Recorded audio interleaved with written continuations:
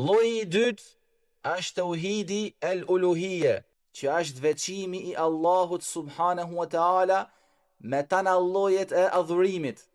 Allahu subhanahu wa taala kur I ka kriju krijesat, I ka kriju për këtë lloj të tauhidit.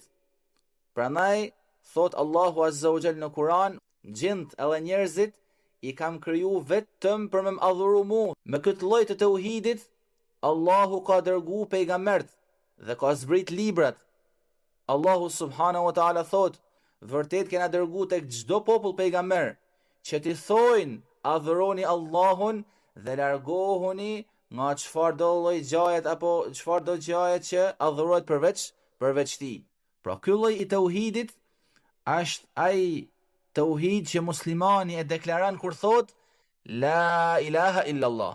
Në momentin që muslimani thot la ilaha illa Allah, ç'a deklaron? Deklaron se nuk ka të adhuruar me drejt përveç Allahut. Dhe jo siç mendojnë shumë prej muslimanëve të paditun, se fjala la ilaha illa Allah nënkupton tauhidin rububie, dhe mendojnë se domethënia e fjalës la ilaha illa Allah është nuk ka zot tjetër përveç Allahut. Muslimani kur deklaron me fjalën la ilaha illa Allah, deklaron pra se nuk ka të adhuruar me drejt përveç Allahut subhanahu wa taala. Këtë lloj të tauhidit muslimani e deklaron në çdo rekat namazit, e deklaron në teshahudin e namazit, në ezan, në ikamet, e deklaron edhe hatibi kur e fillon hutbën e xumas. Dhe është tauhidi që e fut mosbesimtarin në Islam.